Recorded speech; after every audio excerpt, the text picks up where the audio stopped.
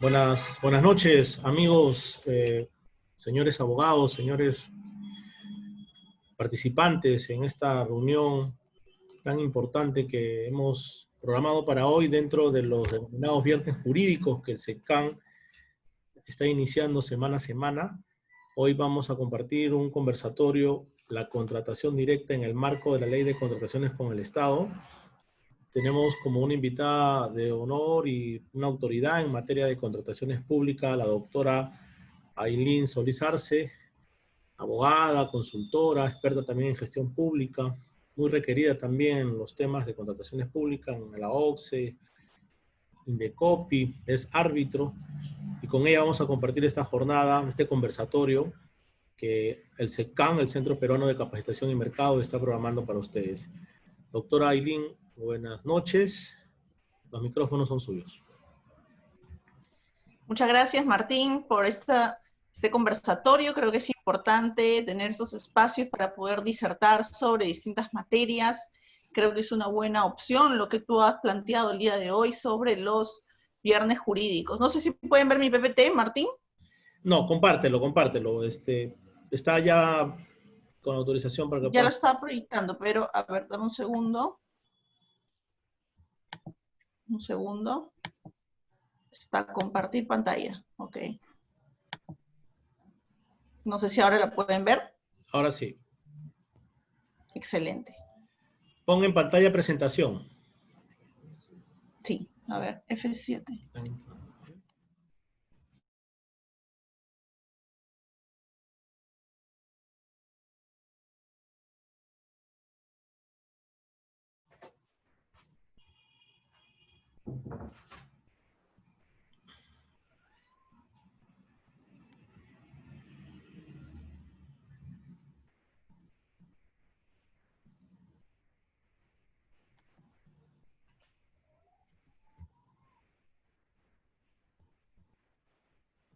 Aylin, ¿me escuchas?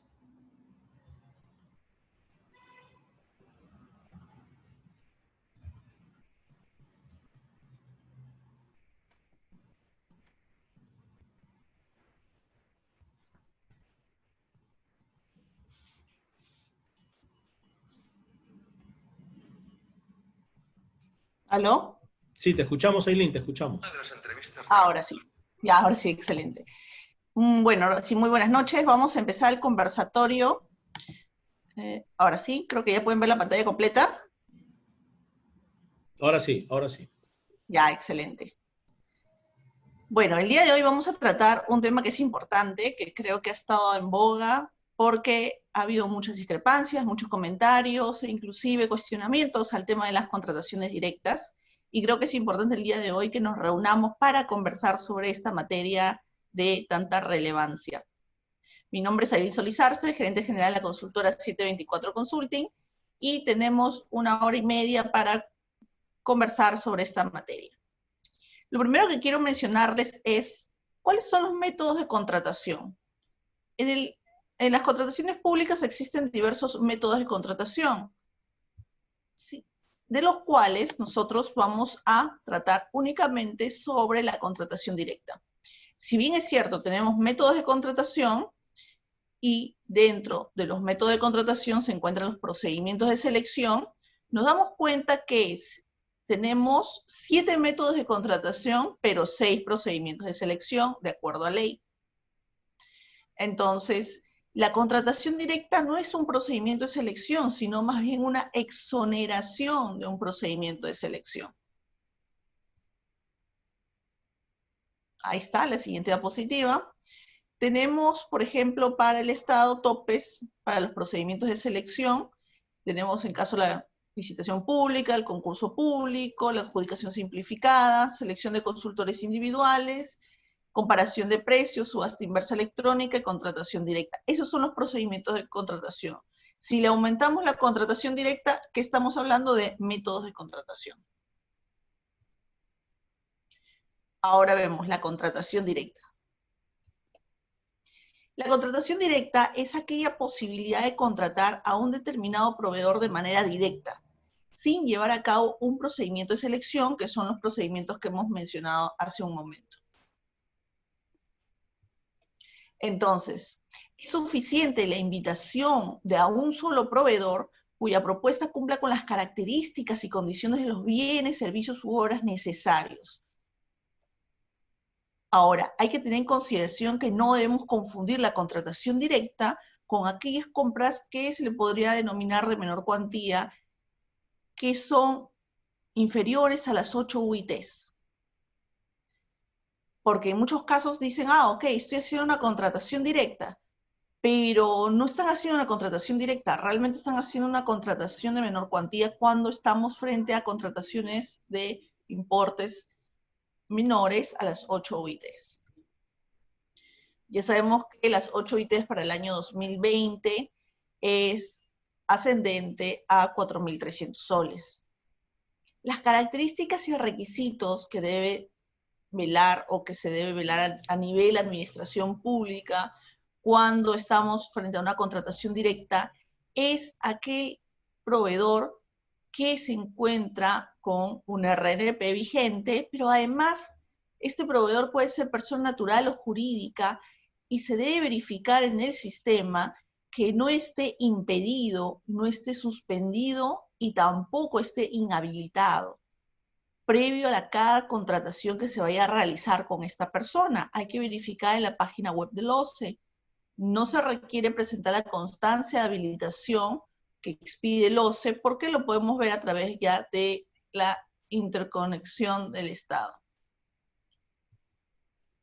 Acá les muestro un flujograma con los pasos para realizar las contrataciones directas.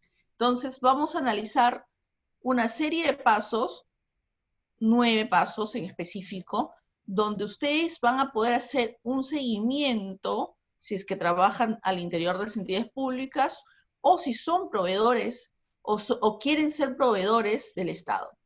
Entonces, el primer paso que vamos a verificar es definir como entidad pública, si es que nos encontramos desde el lado de la entidad pública, ¿qué vamos a comprar? El segundo punto es verificar el presupuesto disponible con el cual contamos.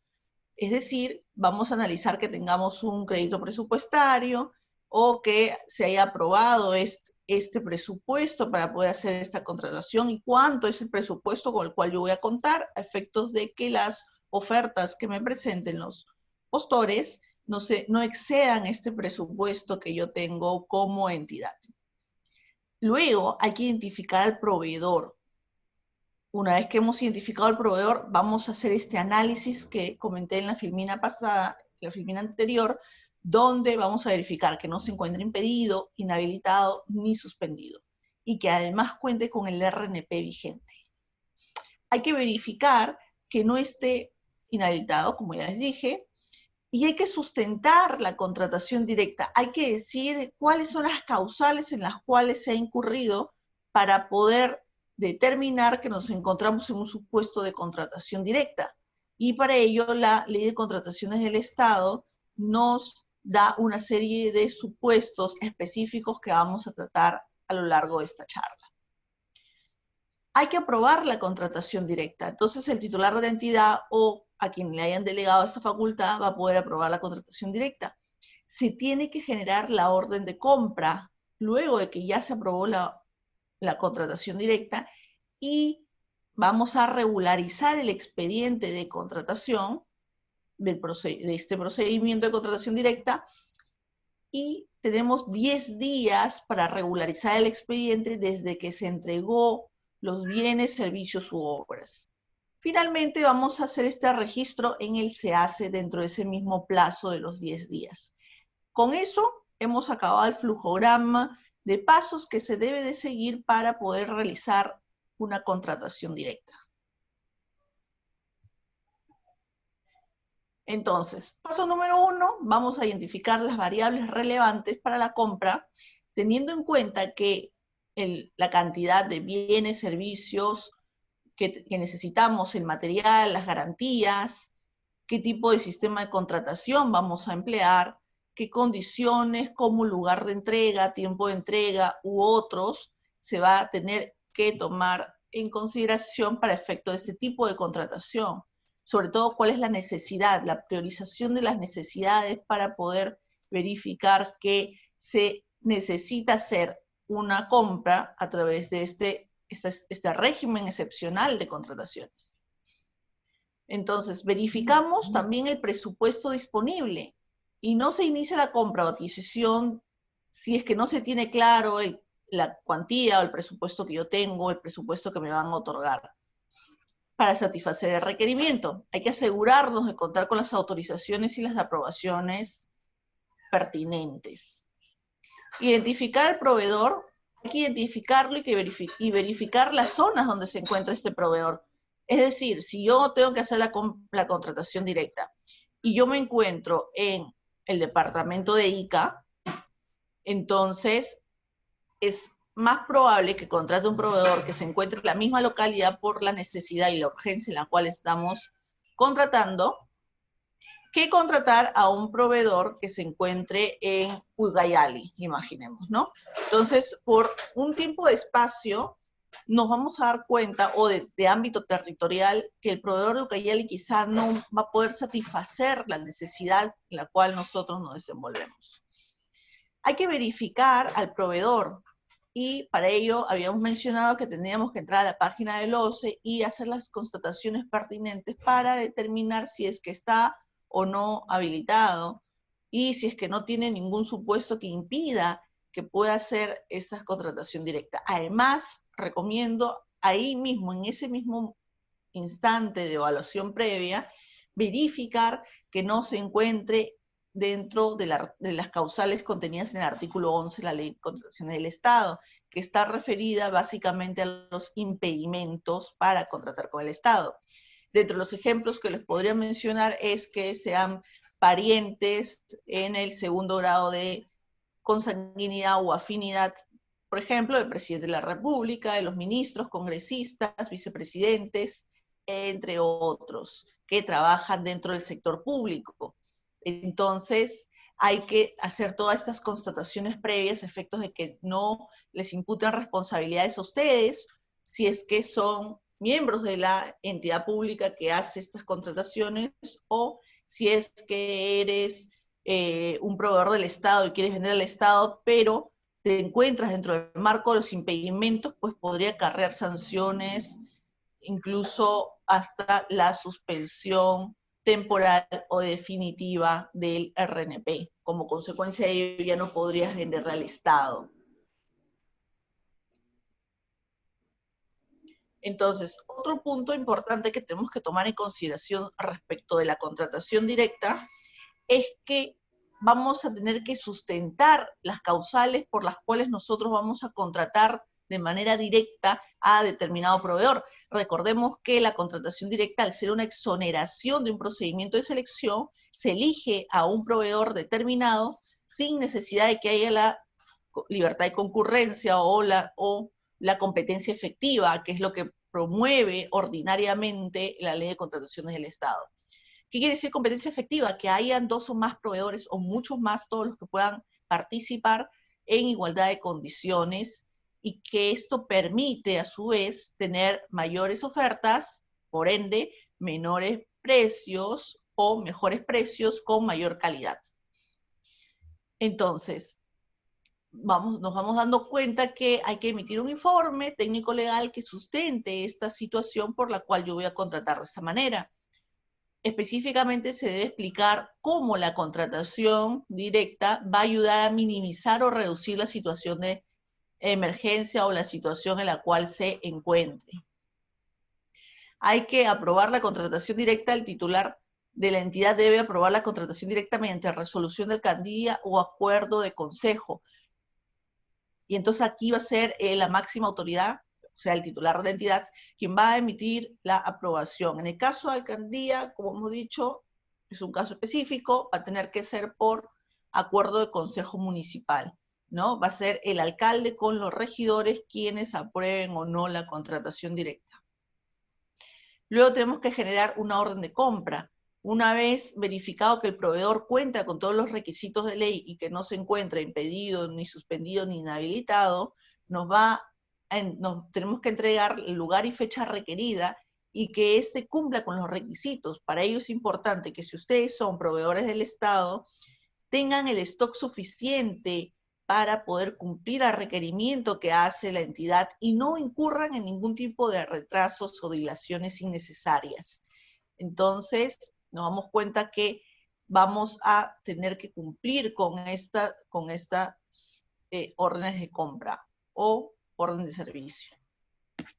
El paso número 8 nos dice que la contratación directa va a pasar por un proceso de regularización de expediente, porque como hemos dicho que no hay un procedimiento de selección previo, sino más bien una compra directa a un determinado proveedor sin necesidad que haya dos o más propuestas, nos damos cuenta que va a haber una igual regularización de la documentación y que debe obrar en el expediente. Entonces, entregado el bien o servicio en las cantidades y la calidad requerida, así como la fecha y el lugar convenido, la entidad tiene 10 días hábiles para poder regularizar el expediente. Y cuando hablamos de regularización de expediente, nos damos cuenta que tiene que elaborarse el expediente detallando la siguiente información que ordinariamente que estaría contenido en un expediente de contratación, dentro de los cuales obra ¿qué cosa? Las especificaciones técnicas, las órdenes de servicio, la elaboración de los términos de referencia, la cantidad, la calidad, todo esto detalles al mínimo con los cuales tú vas a entregar los productos. Estudios de posibilidades de mercado.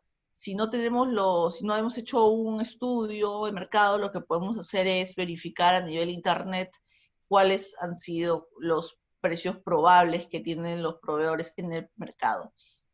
Tenemos que verificar un valor referencial, ¿sí? Y la disponibilidad presupuestal. Es decir, cuánto dinero tengo en la caja de la entidad para poder hacer esta contratación directa.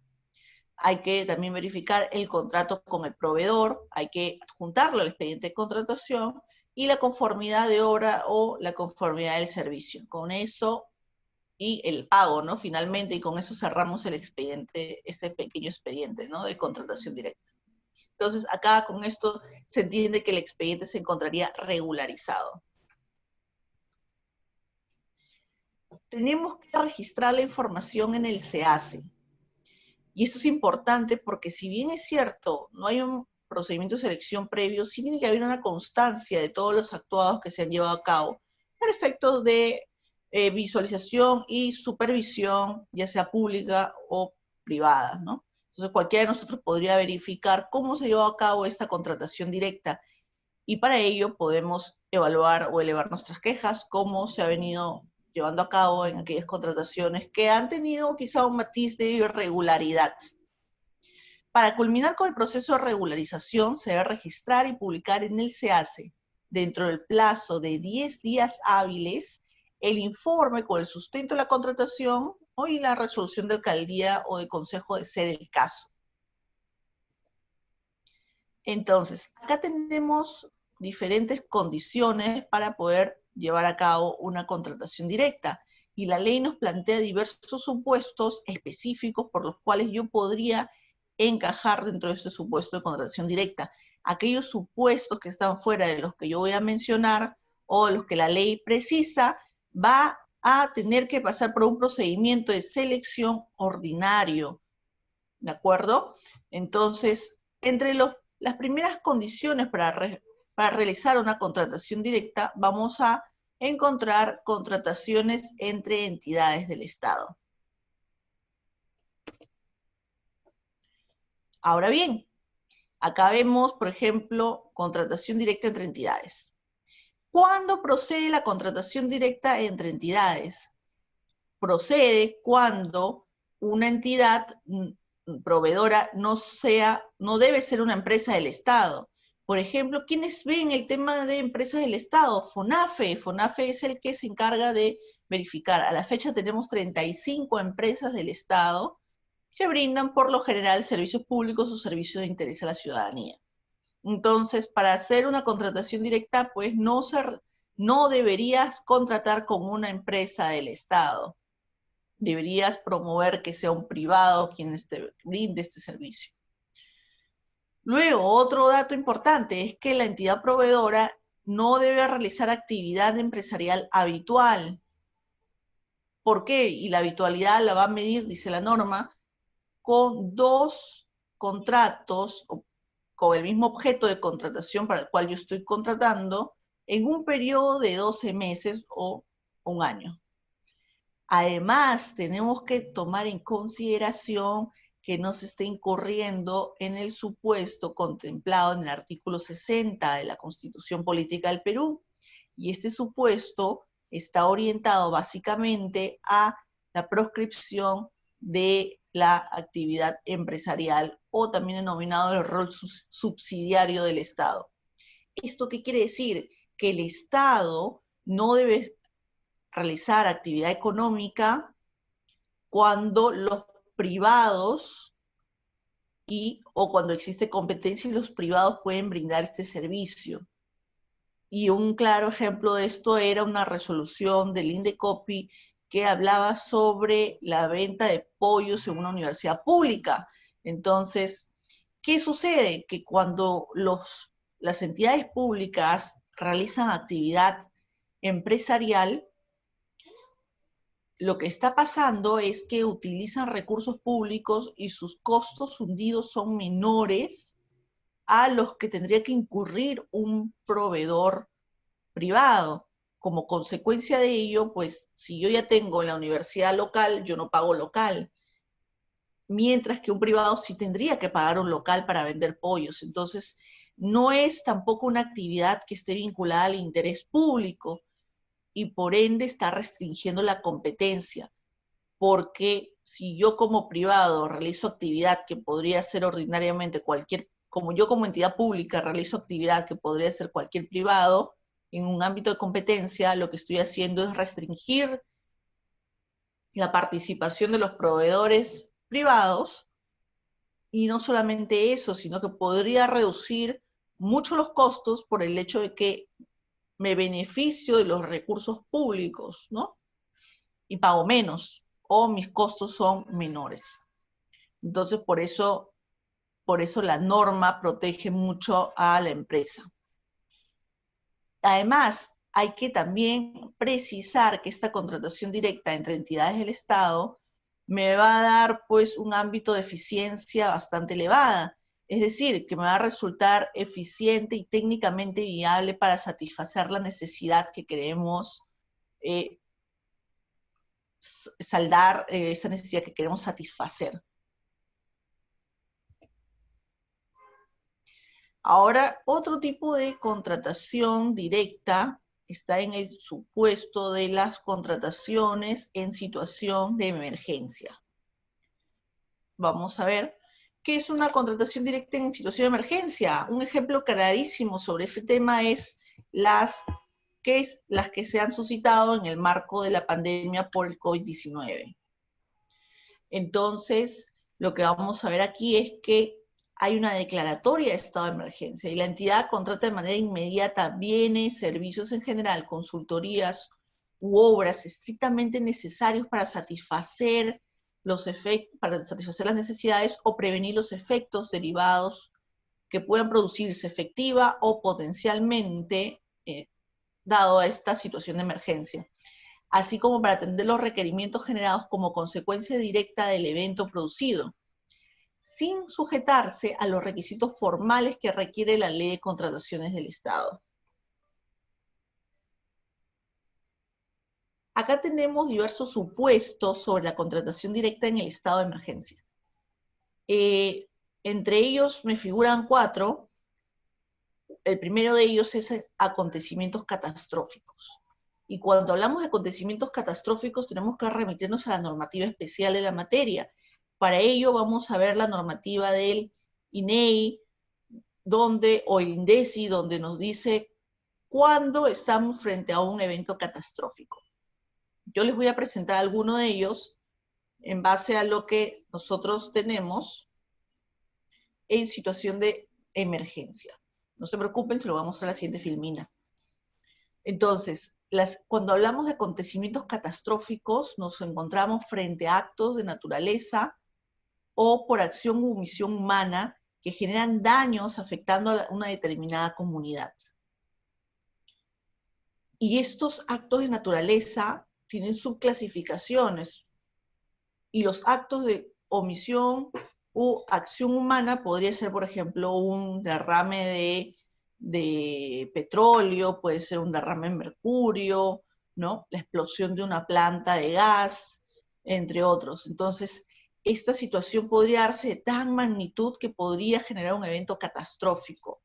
El último ejemplo que hubo sobre actos de acción u omisión humana fue el caso de Villa El Salvador, donde explosionó una cisterna de gas GLP cerca a zonas habitacionales y que conllevó a que se declare pues una situación de emergencia en esa zona porque había afectado a toda una colectividad determinada.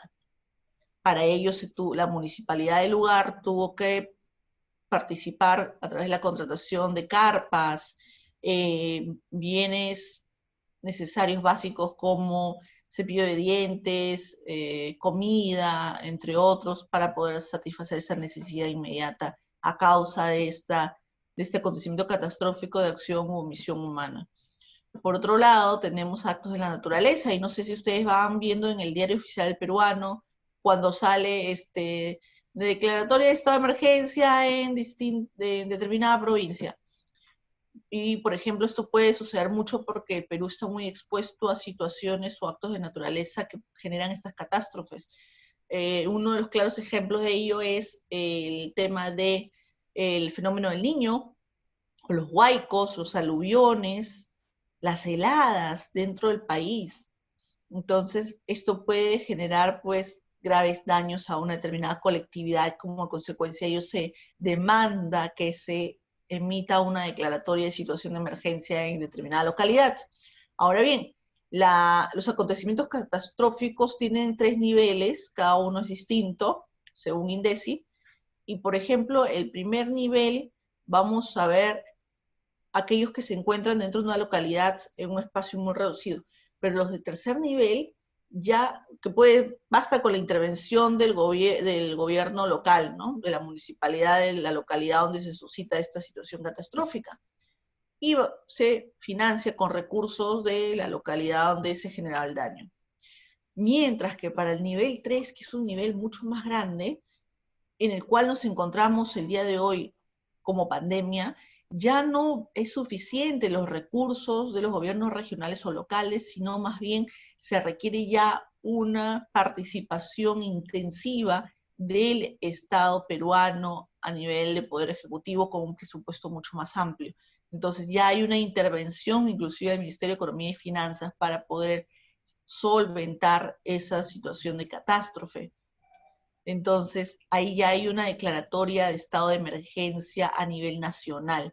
Ya no solamente hablamos de una declaratoria de situación de emergencia a nivel local, sino a nivel ya nacional. Y esto nos permite que haya un grado de intervención distinto y de actores inclusive con o mayor o menor importancia de acuerdo al nivel de catástrofe en el cual nos encontremos. Luego tenemos situaciones que afectan la defensa o seguridad nacional. Y entre las situaciones que afectan la defensa o seguridad nacional, tenemos que verificar primero qué es la defensa, qué es la seguridad nacional. El libro blanco de las Fuerzas Armadas detalla bastante bien qué son estos conceptos y nos permite identificar en qué situaciones el Estado pues, requiere la intervención y la declaratoria de situaciones que afectan la defensa y seguridad nacional, a efectos de repeler situaciones que puedan atentar contra la soberanía nacional o contra la nación, ya sea por recursos naturales u otros que sean de interés de otros países, o a su vez por aquellos supuestos que al interior del país se han gestado situaciones de conflicto que menoscaban los logros y fines del Estado. Entonces podemos frenar las agresiones de orden interno o aquellas que corresponden al orden externo. Situaciones que supongan un grave peligro.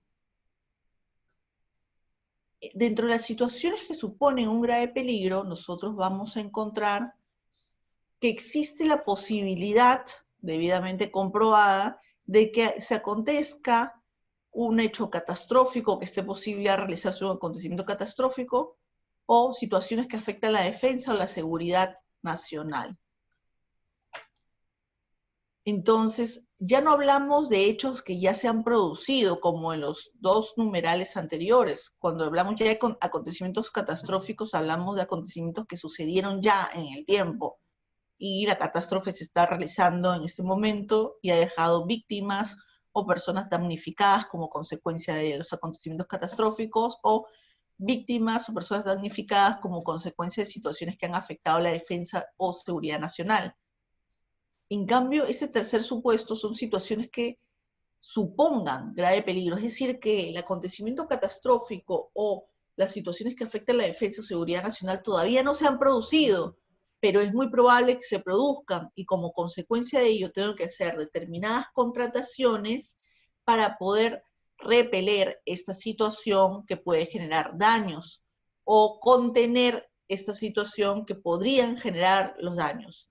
Y uno de los claros ejemplos de esto es cuando ya sabemos que en tales y tales fechas va a haber un fenómeno del Niño, va a haber un huaico, y podríamos comprar, por ejemplo, ¿no?, las bolsas de arena para poder poner dentro del camino, o poder hacer unas construcciones tipo canaletas para que el huaico pueda irse y no inundar las casas. Podríamos hacer distintas contrataciones a fin de prevenir estas situaciones, pero porque ya sabemos que el riesgo es inminente. Luego tenemos las emergencias sanitarias. Y las emergencias sanitarias son declaradas por el organismo competente de la materia, en este caso es el Ministerio de Salud, el Sistema Nacional de Salud, a través del MINSA, quien va a emitir un comunicado informando que nos encontramos frente a una emergencia sanitaria. Otro dato importante es que las emergencias sanitarias también podrían producirse por pandemia, y en este caso, cuando opera la pandemia, se toma en consideración esta declaratoria de emergencia sanitaria por la OMS, el Organismo Mundial de la Salud, ¿de acuerdo? Entonces tenemos situación de emergencia, es una causal de contratación directa que se puede regularizar. Y hablamos de 4 supuestos específicos que nos permiten poder llevar a cabo contrataciones directas. Entonces no estamos hablando de un supuesto ordinario, sino supuestos que podrían conllevar a un grave deterioro de la vida o la salud de las personas, o repeler la exposición a peligro de estas, ¿no?, que van de la mano con los fines del Estado.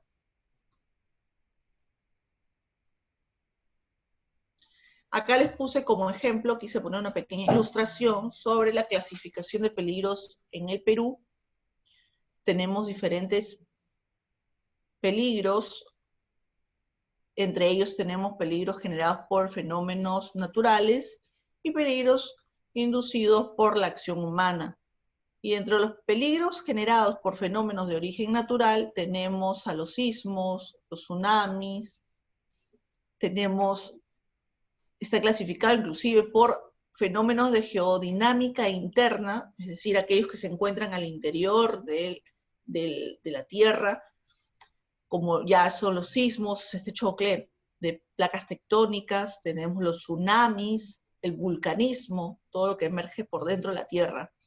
Tenemos los peligros generados por fenómenos de geodinámica externa, es decir, aquellos que provienen por fuera de la Tierra, las caídas, el volcamiento, el deslizamiento de roca o suelo, los huaicos, el flujo, la raptación, las deformaciones gravitacionales, ¿no? Tenemos peligros generados por fenómenos hidrometeorológicos y oceanográficos, como la inundación, las lluvias, los oleajes, la sequía, el descenso. La sequía, por ejemplo, ustedes la pueden vivir mucho en el norte del país. Las lluvias torrenciales pues son un claro ejemplo de lo que puede suceder en la selva, o a nivel sierra, es muy frecuente. El descenso, ¿no?, este deslizamiento que puede haber de rocas o piedras. Las granizadas también las encontramos mucho en Puno, en zonas de mucho frío, zona del altiplano. El fenómeno del Niño lo encontramos en la zona costa. O sea, ya sabemos y reconocemos que en el Perú existen estos peligros ordinariamente en determinadas fechas. Tenemos también las tormentas, los vientos, la erosión, incendios forestales, olas de calor, desglaciación, fenómeno de la Niña. Todos estos peligros lo tenemos a nivel Estado. Perú es, como les comenté al inicio de la conferencia, un país donde se encuentra muy expuesto a peligros o catástrofes a nivel de territorio o a nivel geodinámico. Hay luego peligros inducidos por la acción humana, son peligros físicos, peligros químicos y peligros biológicos. Y los peligros químicos, como les había mencionado, podría ser un derrame de mercurio, un derrame de petróleo, un derrame de peligros biológicos es, por ejemplo, que se libera una bacteria que no se quiso y podría conllevar una pandemia. Felizmente todavía esto no ha sucedido, no es común realmente en nuestro país, a diferencia de otros países donde sí hay un riesgo biológico muy elevado porque se trabaja con material genético de alta contaminación. Entonces, aquí tenemos clasificación de peligros de Perú. ¿Dónde he obtenido esta ilustración? Lo he sacado del CEPENET, Manual para la Evaluación de Riesgos Originados por Fenómenos Naturales del año 2015. Ahí ustedes podrán ver al mayor detalle este tipo de clasificación. Entonces, ¿cómo identificamos las amenazas cuando nos encontramos en el segundo supuesto, que eran aquellas situaciones que atentaban contra la paz interna del Estado, la defensa y la seguridad nacional? Acá estamos en el segundo supuesto, ¿no? Entonces vamos a ver aquí. Esta clasificación se rige por amenazas de orden externo y amenazas de orden interno. Dentro de las amenazas de orden externo vamos a encontrar aquellas que están referidas por fuerzas externas al Estado peruano. Entre ellas podría ser que otro país tenga interés sobre los recursos naturales del país, que sea de interés. Imaginemos que mañana más tarde existe una tercera guerra mundial y esta sea por agua. Entonces, ¿qué tiene Perú que podría ser de interés internacional y que podría ser una amenaza externa o podría generar invasiones o una guerra, un conflicto bélico? ¿Qué sería? ¿No? Entonces, lo primero que vamos a proteger es el río Amazonas, porque es una cuenca hídrica pues bastante amplia que brinda a través de sus afluentes mucha agua a distintas zonas del Perú. Además de esta zona amazónica, pues es uno de los pulmones del mundo, y mientras haya árboles, pues va a haber agua, porque hay todo un ciclo biológico por medio. Luego tenemos amenazas externas, ese era un supuesto, ¿no? La amenaza externa donde había un interés por medio de personas externas. Otra amenaza externa podría ser el terrorismo internacional. En aquellos casos no sufrimos mucho de terrorismo internacional a nivel Perú, pero sí es una causal probable, pero sí se vive mucho o se advierte mucho en Estados Unidos o en Europa. Entre ellos, por ejemplo, tenemos el Estado Islámico, ¿no? El ISIS, entre otros grupos terroristas internacionales que causan bastante daño a la población o al orden interno. Buenas noches, dicen. Buenas noches con todos. Bueno, tenemos el narcotráfico internacional, también otra amenaza externa. Claro, los cárteles internacionales, y esto se ve en Perú, sí, pero no acá en Lima, no es tan frecuente como sí podríamos visualizarlo en México, donde el tema del narcotráfico es mucho más latente, ¿no? Y que genera todo un riesgo y muertes, inclusive hasta de comunidades completas. Esas son las amenazas externas: terrorismo internacional, narcotráfico internacional, tenemos interés de otros países sobre recursos naturales que sean de interés de estos, ¿no? Que podría conllevar inclusive a una guerra, entre otros, o afectaciones al orden interno del país. Luego tenemos amenazas internas, estas son más sencillas, puede ser, no sé, el terrorismo interno o guerras civiles, grupos subversivos, entre otros. Entonces acá ya en el Perú lo hemos sufrido, ¿no? Con los grupos terroristas como Sendero Luminoso, el MRTA, entre otros. También sufrimos del tema de narcotráfico nacional. Tenemos grupos de crimen organizado al interior de la selva, donde explotan recursos públicos y hacen que los determinados grupos sociales o actores sociales participen del sembradío de coca, entre otros, a la fuerza y no necesariamente por voluntad. Entonces hay amenazas internas que podrían, pues, perjudicar la tranquilidad y la estabilidad nacional. Entonces, frente a ello también se pueden hacer contrataciones directas, ¿no? Para sopesar estas situaciones.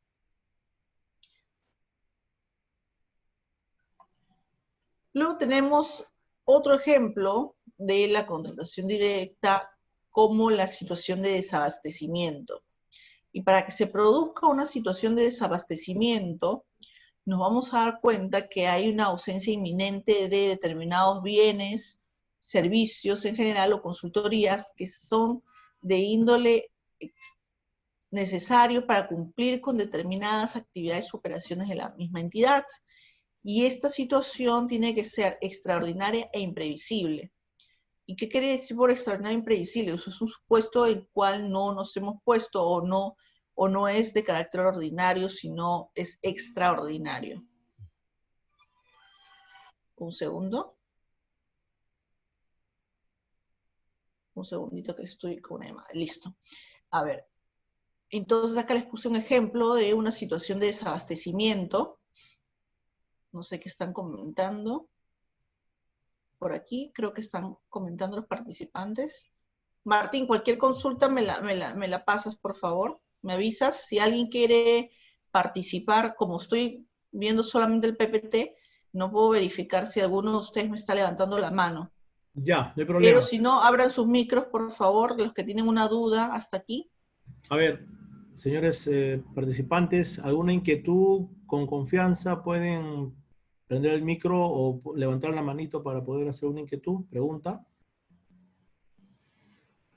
O en todo caso pueden escribir al chat también, al chat grupal, para que puedan yo leer la inquietud o pregunta. Recuerden Excelente. que solo tenemos hasta las 7:30 la exposición y por tanto deben aprovechar en partes cada 20 minutos en hacer alguna inquietud. Aquellas personas que deseen la certificación me hacen llegar por el chat sus nombres y apellidos y ya internamente coordinamos la certificación. Gracias. Adelante, Ok, doctor. entonces, ya, excelente. Entonces, como todavía hasta aquí no hay preguntas, entiendo que todos están comprendiendo bastante bien. Entonces, volviendo al tema de la situación de desabastecimiento, les ponía un ejemplo. Aquí hay un caso de la Municipalidad de Villa María del Triunfo, donde a través de un acuerdo de consejo municipal se determinó que se lleve a cabo una contratación directa para poder completar la alimentación de un grupo, programa de alimentación y nutrición de pacientes con tuberculosis y familia de la municipalidad. Entonces ellos, por ejemplo, en este supuesto específico, ellos requerían que se haga una compra adicional de leche y menestras. ¿Y qué había pasado? ¿Por qué se generó la situación de desabastecimiento? La situación de desabastecimiento se generó precisamente por el hecho de que se determinó la nulidad del contrato del procedimiento de selección porque había irregularidades en esta contratación y al dejarse sin efecto este contrato de este procedimiento de selección, lo que sucedió es un desabastecimiento inminente para este grupo social que pertenecía a este programa de tuberculosis. Y estas personas no podían quedarse sin leche ni sin la alimentación que se requiere para poder sacarlos de esta crisis de salud. Entonces se tuvo que hacer una contratación directa por un importe de 422.000 soles aproximadamente. Ahí les dejo la publicación. Acá está, del Diario Oficial Peruano, el sábado 23 de noviembre del 2019. Podríamos encontrar una serie de ejemplos adicionales, pero yo les he puesto para efectos prácticos este de acá, el día de hoy. Bueno, retomando otros supuestos, lo que pasa es que puse solo algunos por el hecho de que tenemos solamente 1 hora y media para conversar sobre este tema. Acá, ya está. Podemos analizar otros supuestos adicionales sobre contratación directa. Entre ellos tenemos los servicios de publicidad para el Estado.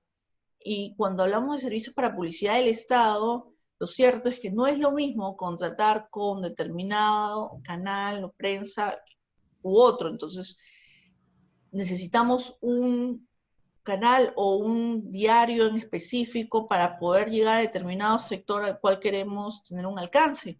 No es lo mismo sacar una publicación a través del diario, imaginemos El Bocón, frente al diario El Comercio, Gestión o Expreso o La República. Entonces no es el mismo segmento, ¿no? Entonces lo más probable es que el diario El Comercio por la publicación me cobre determinado monto, mientras que el diario El Bocón me va a cobrar muchísimo menos, pero si ambos participan en un procedimiento de selección, ¿quién va a ganar? Por un tema de precios, ¿no? Va a ganar lo más probable el diario Bocón porque sus costos serán mucho menores, ¿no? Entonces, comparativamente hablando, como no podríamos entrar en un procedimiento de selección, porque no debería estar abierto a la competencia en general de todos, sino que se utiliza un medio determinado para la publicidad. Entonces, por ese motivo se hace una contratación directa. ¿De Ailín, acuerdo? Tengo Dime. una pregunta de la doctora Patricia Bedregal de Arequipa. Dice, la contratación por desabastecimiento puede ser por cualquier monto y en general la contratación directa puede ser por cualquier monto. Gracias. Sí, lo que pasa es que sí, efectivamente puede ser por cualquier monto, Patricia. ¿Por qué? Porque nos tenemos que enlazar, mira, regresemos unas filminas hacia atrás. Tiene que encontrarse en estos supuestos que están aquí. Podríamos hablar de una contratación directa incluso de menor cuantía o de mayor cuantía, no importa. Por ejemplo, se hizo contrataciones directas para la adquisición de la canasta básica familiar. Todos lo conocemos, se hizo entrega de canastas a nivel nacional y había municipalidades a las cuales, 3 municipalidades a las cuales se le entregó 2 millones de soles para la compra, para la contratación directa.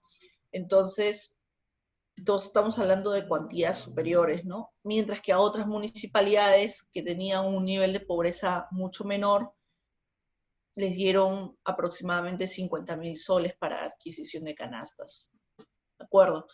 Entonces sí, Patricia, podría darse mira, te das cuenta que hay un margen bastante amplio para poder contratar.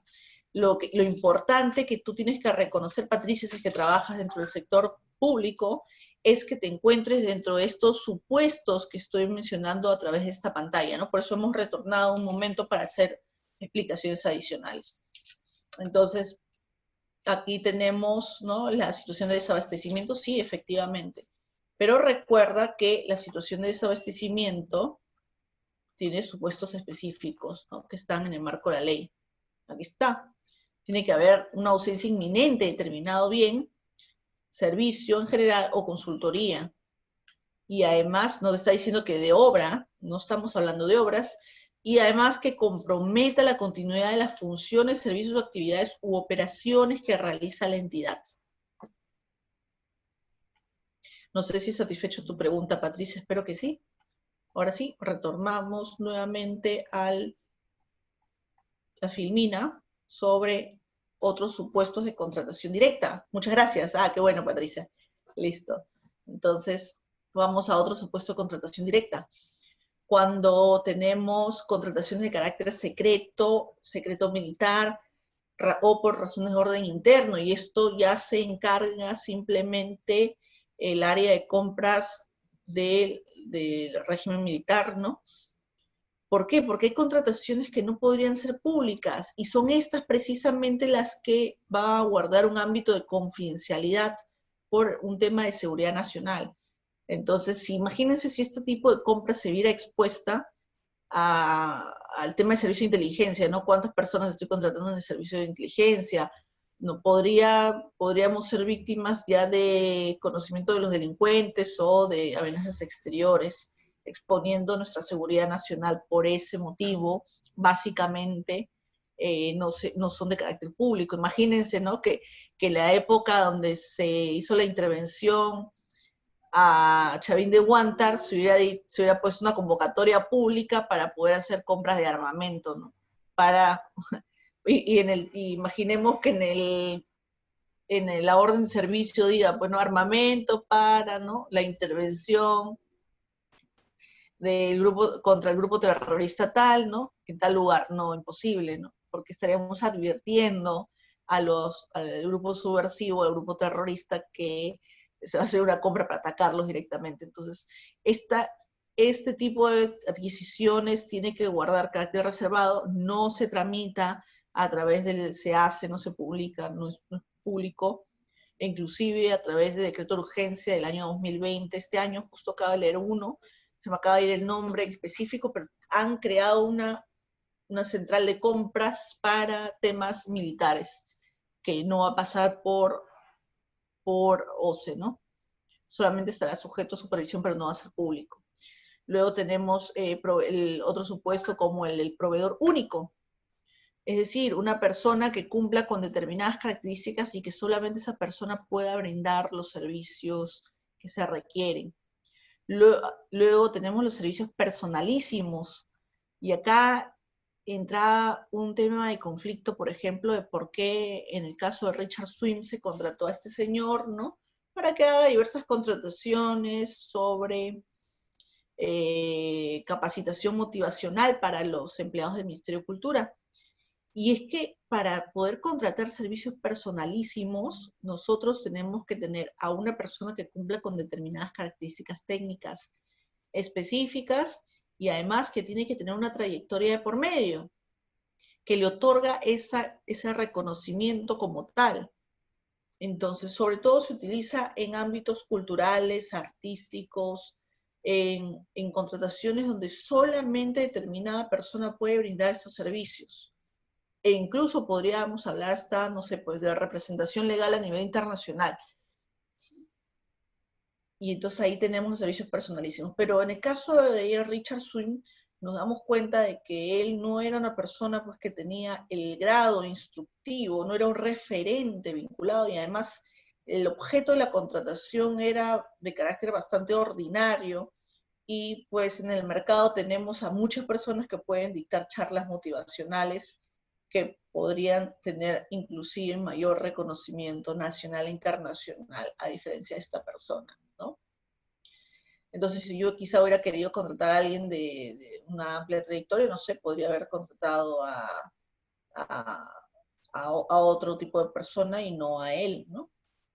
Distinto podría ser de aquellos casos donde nosotros necesitamos contratar pues a un cantante específico, ¿no?, para un evento, no sé, de representación del Perú a nivel internacional, ¿no? Y es diferente la situación. Entonces, luego tenemos, los servicios personalísimos son aquellos servicios que solo una determinada persona me podría brindar como consecuencia de su trayectoria y el legajo que lo respalda, ¿no?, hacia atrás. ¿Qué más tenemos? Tenemos servicios de consultoría que son continuación y o actualización de un trabajo previo ejecutado por un consultor individual. Es decir, que uno ya hizo un procedimiento, no quiere decir que yo contrate directamente a alguien, porque para eso tenemos un procedimiento de selección que se llama procedimiento de selección de consultores individuales, y los consultores individuales presentan sus declaratorias de interés, sus manifestaciones de interés de participar en determinada contratación, y presentan su oferta, ¿no?, económica. Pero en este caso tiene que haber un procedimiento de selección previo, ¿no?, de selección de consultores individuales, para poder tener luego esta contratación directa, para contratar a ese mismo o otro que continúe con lo que ya se hizo, se dejó en este ámbito de continuidad, sin que incurra en el supuesto de partición o esa prohibición de duplicidad o fraccionamiento, perdónenme, el término es fraccionamiento, sin incurrir en este supuesto de prohibición del fraccionamiento, ¿no? Estamos acá frente a supuestos que ya se ha ejecutado una consultoría previo procedimiento de selección de consultores individuales, ya concluyó, pero hay que hacer una continuación o una actualización de este mismo procedimiento. Para ello podría ser una contratación directa, ¿de acuerdo? Entonces acá el filtro previo es que ya haya un procedimiento de consultores individuales. Entonces, acá hay una diferencia sustancial entre los servicios de consultoría y continuación que son ejecutados por un consultor individual y servicios personalísimos. Ojo con eso. Porque aquí en el tema de los servicios personalísimos, pues es solamente una persona por la calidad y la autoridad que tiene para poder brindarlos, porque en caso contrario que no tuviera ese estándar alto que se requiere o que la norma te precisa, pues podría ir a un procedimiento de contratación, procedimiento de selección de contrataciones de consultores individuales, ¿no? Entonces lo que no se quiere es que se salte la norma para que se elija directamente una persona por algún tipo de interés que es externo al interés público. Luego tenemos las contrataciones de bienes, servicios con fines de investigación, experimentación o desarrollo de carácter científico y tecnológico. Y acá es muy importante porque no todos desarrollan ciencia y tecnología en el país, no es un ámbito que haya demasiada competencia o mucha afluencia del mismo. Entonces, como consecuencia de ello, pues la ciencia inclusive puede estar restringida a ámbito de patentes, de investigaciones profundas. Entonces, como no es un ámbito de competencia donde van a participar pues diversas personas a un procedimiento de selección, se requiere una contratación directa para poder contratar con aquellos que hayan realizado o desarrollado la tecnología que se necesite. Entonces, hablamos para temas de investigación, de experimentación o desarrollo de carácter científico o tecnológico. Lo propio con el tema tecnológico, como les comentaba, porque puede existir software que no habían sido desarrollados por otros y solamente hay un proveedor que pueda tener ese tipo de tecnología para poder salvaguardar, ¿no? la contratación. Luego tenemos la adquisición y arrendamiento de bienes. Por ejemplo, porque a nivel de Estado, si nosotros quisiéramos arrendar, ¿no?, un bien o un local para determinada función pública, pues no es lo mismo determinada zona, determinado distrito que otro. Entonces a veces se utilizan distritos un poco más céntricos a efectos de que la población o de los ciudadanos de la localidad puedan poder llegar a un lugar que sea de afluencia concurrida. Bueno, tenemos, ¿no?, para esos supuestos. Ahora, lo cierto es que particularmente yo sí considero que el Estado no debería estar pagando alquileres. Deberían coordinar con la sociedad de beneficencia pública que les entreguen a título gratuito, pues, ¿no?, estos espacios para uso de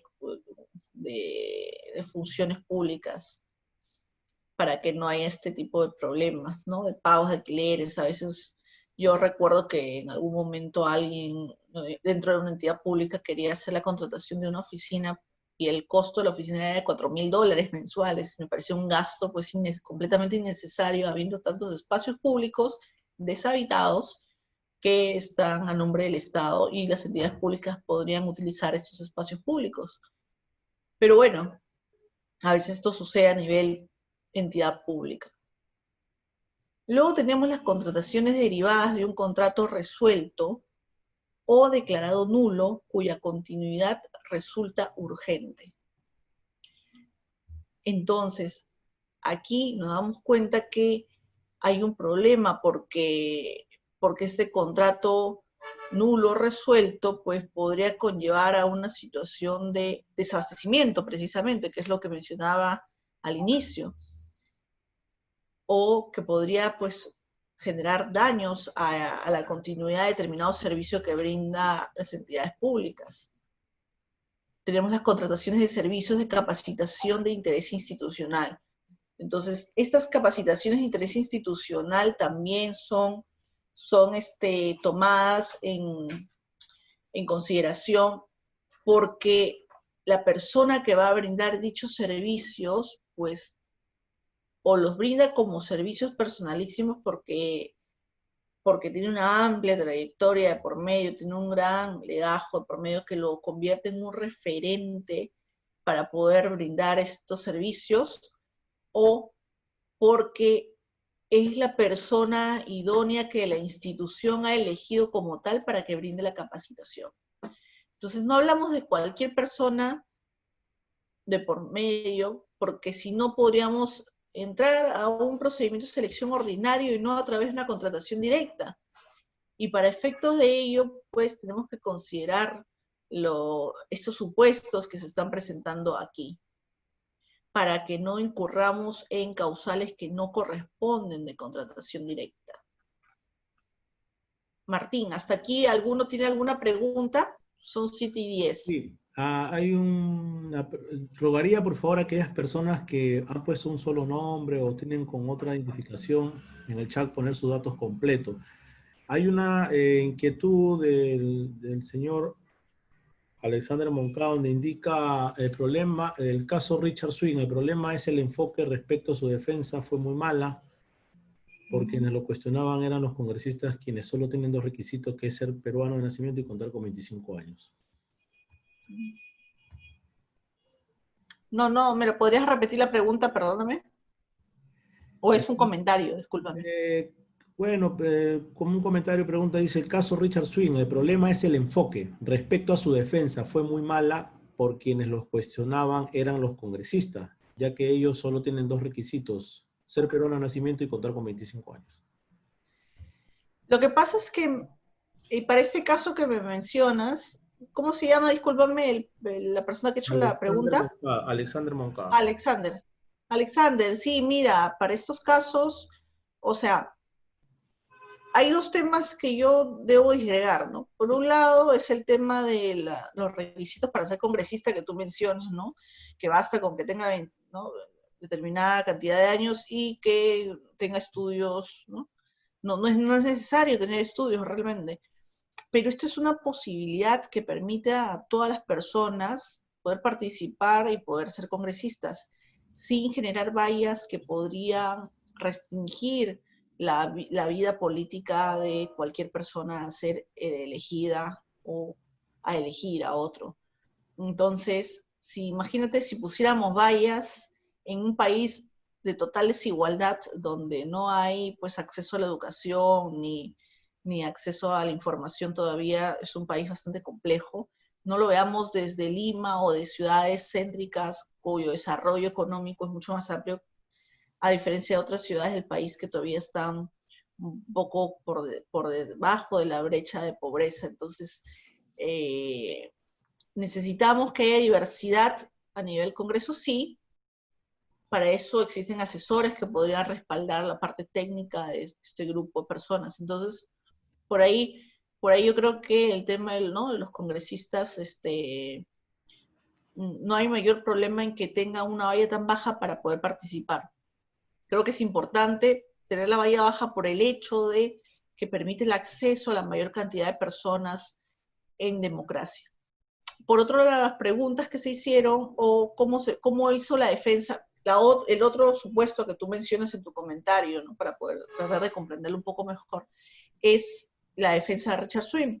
Y claro, no, la defensa que él dio, pues, no, fue bastante cuestionada a nivel de medios, a nivel publicitario, porque, como te digo, particularmente de acuerdo al análisis que se hace sobre su contratación, hay que tener en consideración que una de las prestaciones se hizo durante el estado de emergencia, y es que no era una contratación necesaria por la cuantía que se tenía, cuando este dinero podía haberse derivado para otro tipo de compra.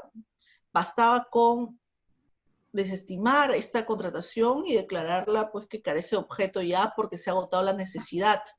Eso sí pueden hacer a nivel de entidad pública, ¿no? Evaluar la necesidad y verificar si es necesario contratar nuevamente o no. O simplemente pues dejar sin efecto esta contratación pública. Entonces, yo creo que la contratación de Richard Swing por ahí no iba, ¿no? Durante la pandemia, que se contrate servicios de motivación para las personas del Ministerio de Cultura, no. Por último, yo en vez de Richard Swing hubiera contratado a Wendy Ramos, ¿no? Que es una persona bastante reconocida en el medio, que tiene una trayectoria amplísima, que además es bastante buena en lo que hace vinculada a las charlas motivacionales. O sea, existía un grupo bastante amplio de personas que podrían haber brindado estas prestaciones y no Richard Swing. Entonces, por ahí nacen los cuestionamientos, ¿no? Primero, estamos hablando frente a una contratación directa. Segundo, que esta contratación directa fue realizada por una persona que no cumplía con los requisitos de idoneidad que manifiesta la norma. Tercero, que, ¿no? que dentro de la regularización del expediente no se contaba todo con la documentación requerida a esta persona que pueda brindar el servicio personalísimo. Cuarto, hay, ¿no? una sospecha vinculada a cercanía con diversas personas allegadas al gobierno, que tienen cargos importantes, entre otros supuestos más, ¿no? Que ya Fiscalía, que se va a analizar desde el ámbito penal, porque la observación que hace Contraloría no sanciona, ya perdió el poder sancionador, pero en el caso que lo recuperase ellos podrían imponer sanciones, pero no las tienen por el momento. Se modificó la ley en el gobierno de Fujimori, uno de los congresos con mayoría de fujimoristas. Entonces se les quitó esa competencia a Contraloría, pero lo que hace Contraloría ahora es solamente investigar y derivarlo al ámbito penal. Martín, no sé si hay otra consulta sobre el tema de las contrataciones directas. A ver, señores participantes, ¿alguna otra inquietud? Pueden escribir o pueden levantar la mano o le damos micrófono abierto. Con toda confianza.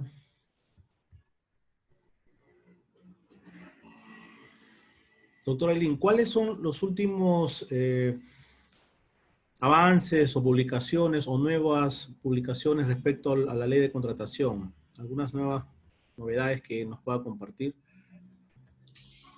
Bueno, realmente se han emitido una serie de decretos de urgencia en el marco de la pandemia por el COVID-19. Entre ellos se da, pues, ¿no? Para el tema de compras públicas, como te digo, ante la declaratoria del estado de emergencia se ha hecho una serie de compras públicas. Justo hay una página web del OCE que se llama Conoce, ¿no? Y Conoce nos permite poder verificar qué compras se han hecho durante el estado de emergencia, incluyendo la compra de la adquisición de canasta básica familiar. Entonces, por ahí estos decretos supremos o estos decretos de urgencia que se han emitido en el marco de la pandemia, pues ha llevado a cambios específicos. En materia de contrataciones del Estado, ¿qué ha habido?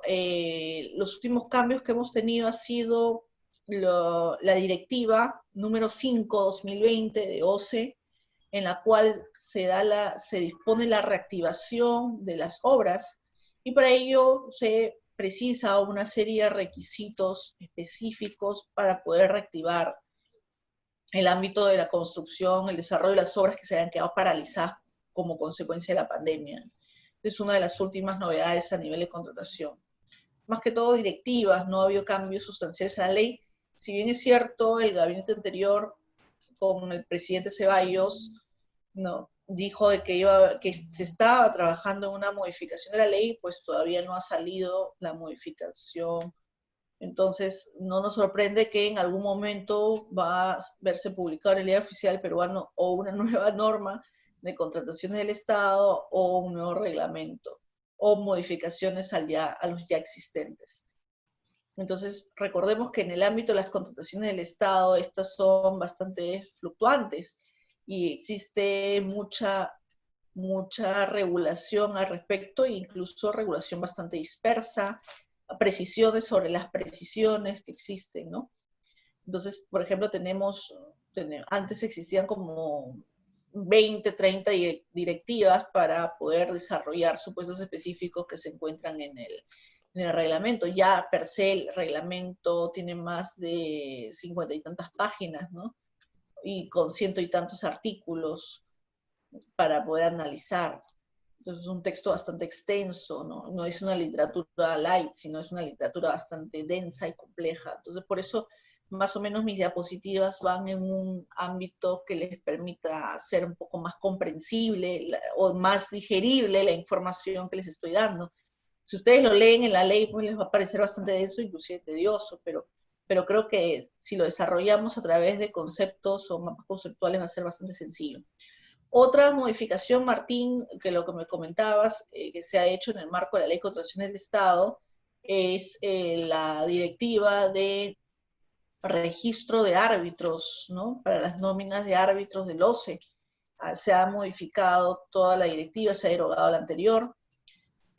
Ahora tenemos que la valla ya no es solamente la participación en cursos, sino que hay todo un procedimiento de selección de los árbitros para poder tener la categoría como tal en el ámbito de las contrataciones del Estado.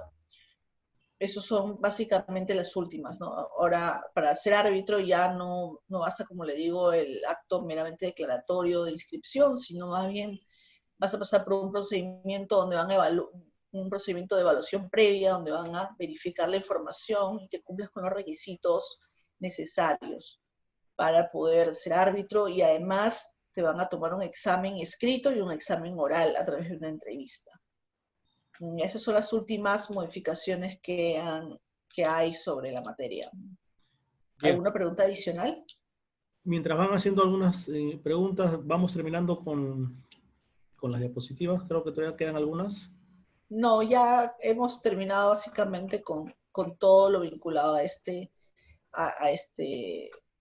supuesto. Bien. No sé si, por eso digo, no sé si quieren que ahonde más en algún punto o A ver, acá si hay una tienen alguna duda. inquietud de Patricia Ajá. Rodríguez. Dígame, Detallar Patricia. diferencias entre el proveedor único y servicios personalísimos. Claro, mira, Patricia, en el caso del proveedor único, podría ser una persona que tiene una patente. Entonces, es la única persona que podría brindar este servicio o bien o desarrollar la tecnología. Entonces, ahí hablamos de un proveedor único porque tiene algo que lo diferencia de otros. En cambio, en los servicios personalísimos podríamos regirnos al Código Civil, donde nos dice que una persona por sus características intelectivas o artísticas pueden brindar este servicio a título personal. Ejemplo, un pintor o una persona que se encarga de no sé, pues a un artista o un escultor, ¿no? Alguien que me va a brindar a nivel personal y no podría ser derivado para otra persona o no podría ser un grupo de personas las que me brinden ese servicio, sino que solamente esta persona con esas características podría ejecutar determinada obra o determinada acción. Entonces ahí hay una diferencia sustancial, ¿no? Entre el proveedor único y el proveedor que brinda servicios personalísimos. Bien, gracias. Gracias, Patricia. Sí. Por... Gracias a ti también por la pregunta. Gracias, Patricia. A ver, ¿alguna otra inquietud? El señor que tiene con el nombre user, el señor Moncada, me pidió el uso de la palabra. Adelante, señor Moncada, ya está en el micrófono abierto. ¿Escucha? No. Señor Alexander Moncada. Aileen, en los cursos que se ha desarrollado para el tema de formar árbitros, te exigían una cantidad de horas y el reconocimiento a través de una entidad, una universidad válidamente. Antes se hacía también con colegios profesionales. ¿Cómo está esa mecánica ahora para aquellas personas profesionales del derecho que quieran convertirse en árbitros? Mira, claro, sí, mira, el tema es importante también. En este caso, nosotros nos damos cuenta de que ha habido una modificación sustancial en la materia. Si bien es cierto, se requiere todavía las 120 horas en materia de contrataciones del Estado, ¿no? En arbitraje y en derecho administrativo, también podrías acreditar estos conocimientos siendo profesor de universidad durante un semestre completo o un año académico. En las materias requeridas también podrías acreditar los conocimientos a través de laudos arbitrales, publicaciones, entre otros. Pero el cambio sustancial básicamente se da en el procedimiento de selección que se tiene para elegir a los árbitros. A nivel de cursos, Martín no ha cambiado, se ha mantenido el hecho de que sea emitido por universidades acreditadas por SUNEDU, eso no se ha modificado, creo que eso es valioso. Lo cierto es que hay centros o instituciones, ¿no?, que tienen cursos donde se indica de que basta con, ¿no?, con el colegio profesional, pero no, la norma es bastante clara, la directiva es bastante clara y precisa de que tiene que ser emitido por universidades acreditadas por SUNEDU. Entonces, podrían emitir las certificaciones centros como el tuyo, como CEPCAM, ¿no?, de la mano con una universidad que se encuentre acreditada por SUNEDU. Esos son los certificados que les van a servir para poder acreditar ante el organismo de contrataciones del Estado, OCE, ¿no?, para poder participar como árbitro. Pero como les digo, tienen que verificar que cumplan con estos tres tipos de certificados, ¿no? Uno, arbitraje, otro, contratación del Estado y derecho administrativo mínimo por 120 horas. Sin perjuicio de ello, tendrían que pasar también un examen de conocimiento y un examen oral, que se va a llevar a cabo a través de una entrevista personal, siempre y cuando pases previamente el examen escrito de conocimientos. El costo para poder inscribirte es de 800 o 900 soles, si es que mal no recuerdo, pero con exactitud fluctúa entre 800 y 900 soles para poder participar. Esa es la tasa que se ha puesto en su tupa.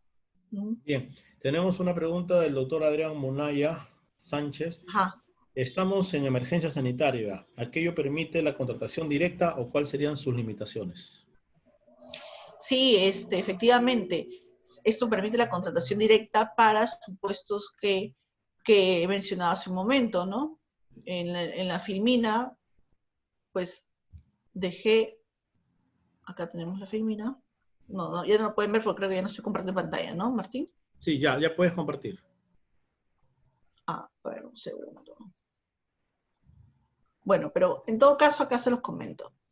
En el tema de las contrataciones directas, pues tienes que incurrir en estos supuestos. En el caso de las contrataciones en situación de emergencia, nosotros tenemos que cumplir con determinados supuestos y que son estos 4 eventos que había mencionado, eventos catastróficos, ¿no?, eventos que atenten contra la salud, ¿no?, en este caso como la pandemia. Ahora, ¿qué no se puede contratar por contratación directa? Sueldos de personas o contratación de personal. No se podría contratar, temas netamente administrativos. Eso no podría tampoco ser subvencionado por contratación pública. Lo que sí es válido contratar son los bienes, servicios de personas que cumplan, que satisfagan esta necesidad. Ejemplo, yo no voy a contratar a una secretaria o una asistenta de oficina mediante una contratación directa porque no corresponde, pero lo que sí podría contratar a través de este medio sería a un grupo de doctores o médicos que vayan y acudan a hospitales para poder satisfacer la necesidad del incremento de pacientes que se ha generado o las bajas que hemos tenido a nivel del régimen hospitalario. Entonces, más o menos por ahí va el tema. Ahora, nosotros, Martín, hemos sacado un curso de contrataciones durante el estado de emergencia que fue bastante extenso y bastante detallado, que tenía aproximadamente unas 10 horas, no sé, Martín. Sí, eso. Y se explicó con mucho detalle, creo que el tiempo no nos va a dar porque este es un conversatorio solo de 1 hora y media, pero sí teníamos mucho detalle vinculado a las contrataciones en el estado de emergencia en particular. Bien. Una inquietud final. Los centros de arbitraje normalmente se están dando en las cámaras de comercio. Ajá. Aquellos árbitros que tengamos la proyección de formar un centro de arbitraje privado, ¿qué requisitos, qué nos puedes ahondar, Eileen? Claro que sí, mira, ya para culminar, eh, nosotros como privados podemos implementar nuestros centros arbitrales, efectivamente, y poder llevar a cabo arbitrajes en el marco de las contrataciones del Estado.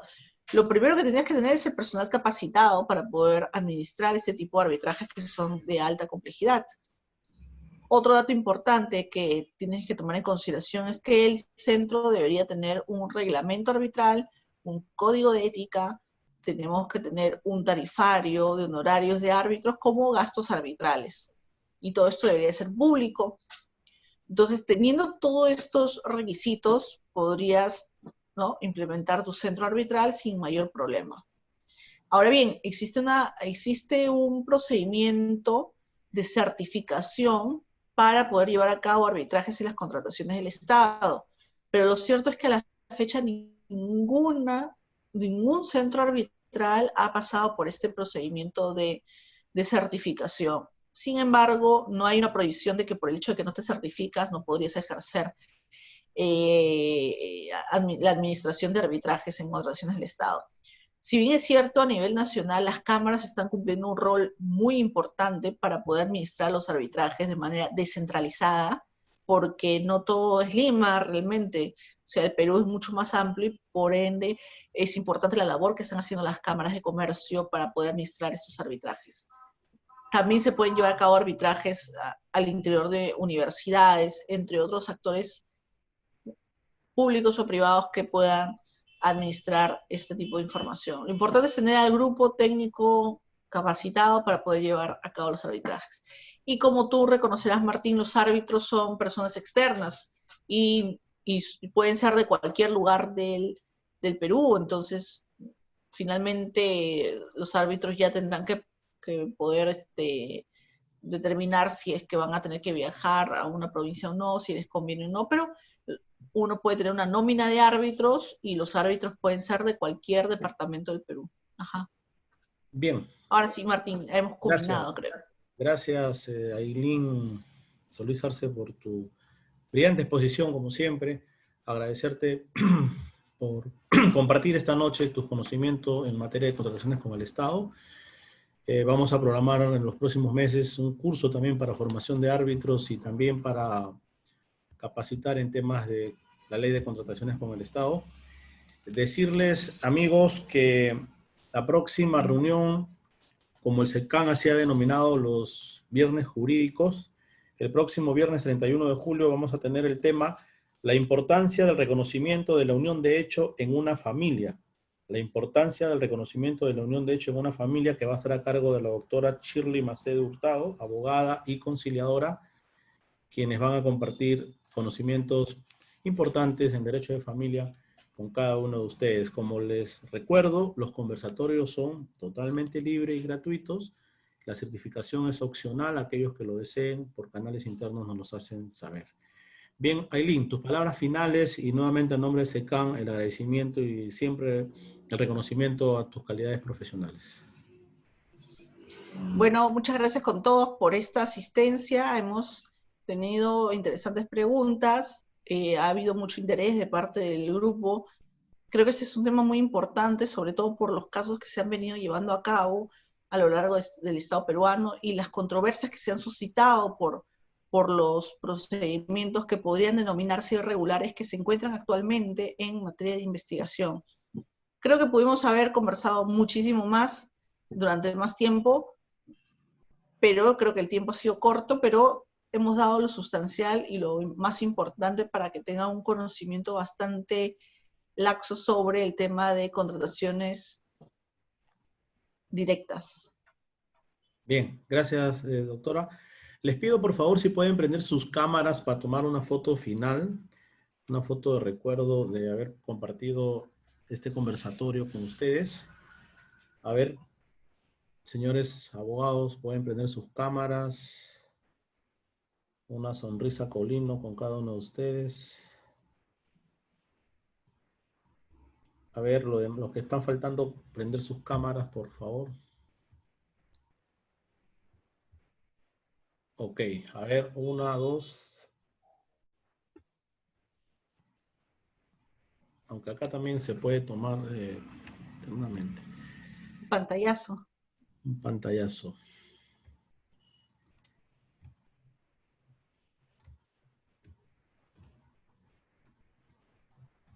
Bien, muchísimas gracias. Un abrazo a todos. Nos reencontramos el próximo viernes. Buenas noches. Muchas gracias a todos ustedes. Gracias, esta excelentísima exposición. Gracias. Gracias, doctora Solís. Saludos desde Puerto Maldonado a los organizadores y a usted, doctora, la expositora, y a todos los participantes. Hasta luego. Gracias, Hermoso, Andrés. hasta luego, gracias. De Puerto Maldonado, Arequipa, Chincha, ahí está Lilian. Sí, de Pisco. ¿Cómo están? Qué bien, qué bien. Tenemos personas de distintos lados del país, qué hermoso. Sí, está de Chincha, está Noé García, Lilian Yauricaza, de Pisco, Mar Astorga, César Gutiérrez. Desde el Cusco, doctora. De Cusco. De Cusco, Noé, muy bien, qué hermoso. Mira, desde Paulo Cusco, Larte, qué hermosa gracias. biblioteca también. Excelente, qué bien, los felicito de verdad, me alegra muchísimo, me llena el corazón de saber que me están escuchando de distintas partes del Perú. Me parece hermoso el uso de la tecnología porque permite un acercamiento bastante interesante a nivel territorial que conlleva a difundir los conocimientos sin ningún tipo de barrera ni prejuicio, ¿no? Estos conversatorios son bastante importantes al respecto. Bien. Gracias. Gracias. Gracias, doctora. Excelente Gracias, posición. cuídense, nos vemos, hasta luego, hasta una siguiente oportunidad. Bien, Aileen, Gracias. vamos a programar un curso de 200 horas para hablar de estos temas. Claro. Un abrazo.